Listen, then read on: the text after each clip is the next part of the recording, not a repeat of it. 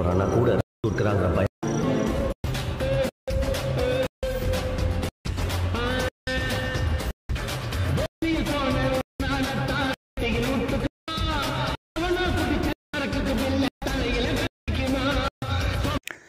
இப்போ நீங்கள் ப்ரிவியூவில் பார்த்த மாதிரி ஒரு ட்ரெண்டிங்கான 3D வீடியோவை எப்படி ரொம்ப ஈஸியான ஸ்டெப்பில் மேக் பண்ணுறது அப்படின்றத இந்த வீடியோவில் பார்க்க போகிறோம். ஸோ இந்த வீடியோக்கு ஃபஸ்ட்டு ஸ்டெப் பார்த்தீங்கன்னா, இந்த மாதிரி நீங்கள் 2 பேர் இருக்க மாதிரி ஒரு 4 இமேஜை ஃபஸ்ட்டு இந்த மாதிரி எடுத்துக்கோங்க. இந்த 4 இமேஜை ஃபஸ்ட்டு இதில் இருக்க பேக்ரவுண்ட்லாம் ரிமூவ் பண்ணி பிஎன்ஜியாக கட் பண்ணி எடுக்கணும். ஸோ இந்த மாதிரி தான். ஸோ இதில் பார்த்தீங்கன்னா இந்த பேக்ரவுண்ட்லாம் ரிமூவ் பண்ணி பிஎன்ஜியாக கட் பண்ணி வச்சுருக்க பார்த்தீங்களா, இந்த மாதிரி நீங்கள் எடிட் பண்ண போகிற 4 இமேஜை ஃபஸ்ட்டு கட் பண்ணி எடுக்கணும். ஸோ இதை எப்படி ஈஸியான ஸ்டெப்பில் கட் பண்ணி எடுக்கிறது அப்படின்றத நம்ம ஃபஸ்ட்டு ஸ்டெப்பில் பார்க்க போகிறோம். ஸோ இதுக்கு ஃபஸ்ட்டு என்ன பண்ணால் உங்களோட க்ரோம் ப்ரௌசரை ஃபஸ்ட்டு ஓப்பன் பண்ணிக்கோங்க. ஓப்பன் பண்ணிட்டு இதில் மேலே இருக்க சர்ச் பாரில் ரிமூவ் பிஜி அப்படின்னு சர்ச் பண்ணுங்கள். ஸோ இந்த மாதிரி நீங்கள் சர்ச் பண்ண இல்லை ஃபஸ்ட் எடுத்துன்னு ஒரு வெப்சைட் வருதா, அந்த வெப்சைட்டை ஓப்பன் பண்ணுங்கள்.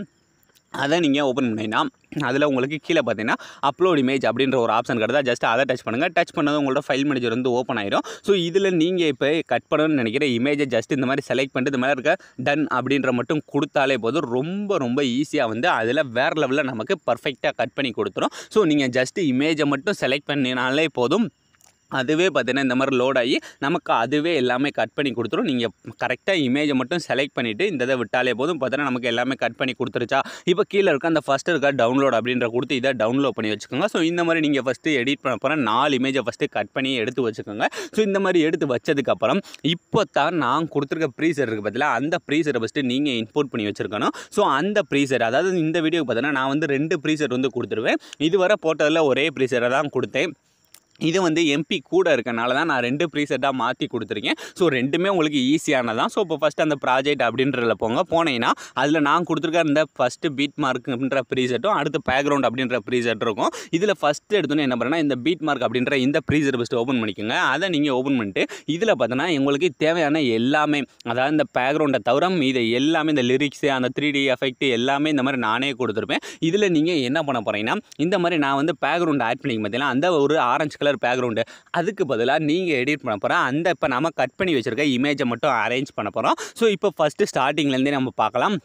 இப்போ பார்த்தோன்னா இந்த லிரிக்ஸுக்கு மேலே இருக்குது பார்த்தீங்கன்னா இந்த டெக்ஸ்ட்டு. ஸோ அந்த பேக்ரவுண்டை ஃபஸ்ட்டு டச் பண்ணுங்கள். டச் பண்ணிட்டு கீழே இருக்க கலர் அண்ட் ஃபில் போங்க. போயிட்டு இந்த டெக்ஸ்ட்டை டச் பண்ணால் உங்களோட ஃபைல் மேனேஜர் வந்து ஓப்பன் ஆயிடும். ஸோ ஓப்பன் ஆனதுக்கப்புறம் இதில் நீங்கள் எடிட் பண்ணணும்னு நினைக்கிற உங்களோட இமேஜ், அதாவது இப்போ நம்ம பேக்ரவுண்டை ரிமூவ் பண்ணி கட் பண்ணி வச்சுக்கும் பார்த்தீங்கன்னா அந்த இமேஜ் இந்த மாதிரி செலக்ட் பண்ணிட்டு இந்த மாதிரி இருக்க ப்ளஸ் ஐக்கானை கொடுத்தாலே போதும். இப்போ ஃபஸ்ட் இதில் வந்து ரொம்ப ஈஸியாக வந்து சேஞ்ச் ஆச்சு. சேஞ்ச் ஆனதுக்கப்புறம் இதே மாதிரி அடுத்து 2வது இருக்க பீட் மார்க் ஓப்பன் பண்ணிங்கன்னா அடுத்து அதே பேக்ரவுண்ட் ஆட் பண்ணிங்கன்னா அதை டச் பண்ணுங்கள். டச் பண்ணிட்டு அதே மாதிரி கலர் அண்ட் ஃபில். ஸோ அதே மாதிரி டெக்ஸ்ட்டை டச் பண்ணால் உங்களோட ஃபைல் மேனேஜர் ஓப்பன் ஆயிருதா.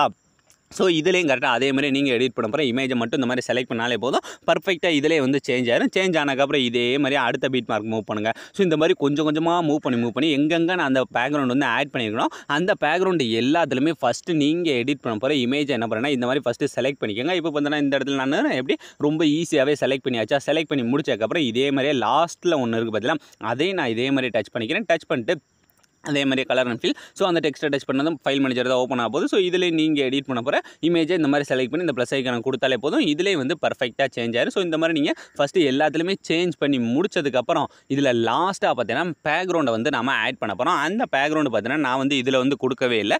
இதுக்காகத்தான் நான் தனியாக ஒரு ப்ரீசெட்டே கொடுத்துருக்கேன். அதனால் என்ன பண்ணுறேன்னா அப்படியே பேக் வந்துருங்க. பேக் வந்துட்டு அடுத்து பேக்ரவுண்ட் அப்படின்ற அந்த ப்ரீசெட்டை ஃபஸ்ட்டு ஓப்பன் பண்ணிக்கோங்க. ஓப்பன் பண்ணிங்கன்னா இதில் உங்களுக்கு இந்த மாதிரி அதில் தேவையான பேக்ரவுண்ட்ஸ் மட்டும்தான் இருக்கும். ஸோ இந்த பேக்ரவுண்டை நம்ம டோட்டலாக காப்பி பண்ண போகிறோம். ஸோ அதனால் என்ன பண்ணுறேன்னா இந்த டூப்ளிகேட் சிம்பிளை டச் பண்ணிவிட்டு இதில் செலக்ட் ஆல் அப்படின்ற கொடுக்கு பார்த்தீங்கன்னா அதை கொடுத்துட்டு மறுபடியும் அதே டூப்ளிகேட் டச் பண்ணுங்கள். டச் பண்ணிட்டு இதில் இருந்தால் 5வது இருக்க காப்பி 4 லேயர் அப்படின்ற மட்டும் கொடுத்துட்டு இப்போ என்ன பண்ணுறேன்னா அப்படியே பேக் வந்துருங்க.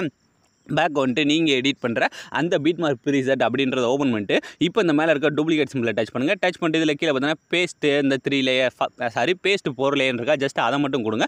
கொடுத்தாலே போதும் இந்த மாதிரி பேஸ்ட் ஆகும். பேஸ்ட் ஆனதுக்கப்புறம் இப்போ இந்த லிரிக்ஸ் எல்லாம் பார்த்தீங்கன்னா நமக்கு இந்த மாதிரி மறைகிற மாதிரி இருக்கும். ஸோ அதனால் இந்த ஃபஸ்ட்டு இருக்க பேக்ரவுண்ட் அப்படியே லாங் ப்ரெஸ் பண்ணி எல்லா லேயருக்கும் கீழே கொண்டு வந்துருங்க. ஸோ இந்த மாதிரி சாங் இருக்குது பார்த்தா அந்த சாங்குக்கு மேலே மட்டும் கொண்டு வந்துருங்க. அப்போ தான் அந்த லிரிக்ஸ் எல்லாமே கரெக்டாக தெரியும். இந்த மாதிரி ஃபஸ்ட்டு இதில் மட்டும் சேஞ்ச் பண்ணாமல் அடுத்த பேக்ரவுண்டையும் அதே மாதிரி இழுத்துக்கிட்டே வாங்க. இழுத்துக்கிட்டே வந்து அதுக்கு அடுத்த லேயர் அந்த சாங்கோட லிரிக்ஸ் எல்லாம் இருக்கும் பார்த்தீங்கன்னா அதுக்கு கீழே கொண்டு வந்து இந்த மாதிரி ஃபஸ்ட்டு செட் பண்ணிக்கோங்க. ஸோ இப்போ 2வதையும் கரெக்டாக செட் பண்ணியாச்சா. செட் பண்ணி முடிச்சதுக்கப்புறம் இதே மாதிரி அடுத்து அந்த 3வது பதிலாக அதையும் லாங் ப்ரெஸ் பண்ணி அந்த லிரிக்ஸ் அதுக்கு கீழே இருக்க அந்த லிரிக்ஸுக்கு எல்லாத்தையுமே கீழே கொண்டுட்டு வந்தால் தான் உங்களுக்கு அந்த லிரிக்ஸ் எஃபெக்ட் எல்லாமே நல்லாவே தெரியும். ஸோ இப்போ பார்த்தீங்கன்னா அடுத்து மீதம் நமக்கு லாஸ்ட்டாக ஒன்றே தான் இருக்குது. இதையும் கரெக்டாக நான் அதே மாதிரி அந்த லிரிக்ஸுக்கு எல்லாத்துக்குமே கீழே கொண்டுட்டு வந்தாச்சு. ஸோ கொண்டுட்டு வந்ததுக்கப்புறம் இப்போ இந்த லாஸ்ட்டில் இருக்க ஆப்ஷனை டச் பண்ணி இந்த 3D ஆப்ஷனை மட்டும் ஆன் பண்ணிவிட்டு இப்போ இந்த வீடியோ நீங்கள் அப்படியே ஃபஸ்ட்லேருந்து ப்ளே பண்ணி பாருங்கள். நீங்கள் ப்ரிவியூவில் பார்த்த மாதிரி ஒரு வேறு லெவலான 3D ஸ்டேட்டஸை உங்களோட இமேஜை வச்சு நீங்களே ரொம்ப ஈஸியான ஸ்டெப்பில் மேக் பண்ணியிருப்பீங்க.